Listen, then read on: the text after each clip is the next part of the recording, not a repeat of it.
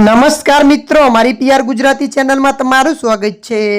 Operation સિંધુથી ગભરાયેલા પાકિસ્તાને ગુરુવારે મોડી સાંજે જમ્મુથી પઠાણકોટ વાયા જેસલમેર સુધીના 3 રાજ્યોના અનેક શહેરો પર ડ્રોન અને મિસાઇલોથી એકસાથે હુમલો કર્યો, પરંતુ ભારતીય સુરક્ષા દળોએ તેની યોજનાને નિષ્ફળ બનાવી દીધી।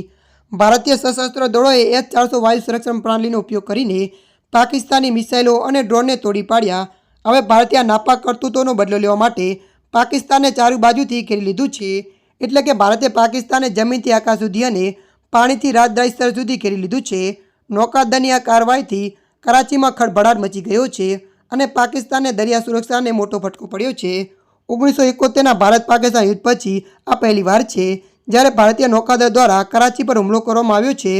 આ હુમલા અને નૌકાદળ દ્વારા ઘેરાબંધી દ્વારા ભારતે પાકિસ્તાનને સ્પષ્ટ કરી દીધું છે કે દરેક મોરચે કડક જવાબ આપવા માટે સંપૂર્ણપણે તૈયાર છે। તમને જણાવી દઈએ કે ગુરુવારે રાતે ભારતીય સુરક્ષા દળોને ડ્રોન અને મિસાઇલ વડે જમ્મુ, પઠાણકોટ અને ઉધમપુર સ્થિત લશ્કરી મથકો સહિત વિવિધ મુખ્ય ભારતીય સ્થાપનો પર હુમલો કરવાના પાકિસ્તાનના પ્રયાસોને નિષ્ફળ બનાવ્યા હતા। ત્યારે મિત્રો, હાલ માટે આટલું। મળીશું નવી અપડેટ સાથે। જો તમને અમારો વિડીયો પસંદ આવે, લાઇક, શેર અને સબસ્ક્રાઇબ કરી નાખજો। ધન્યવાદ।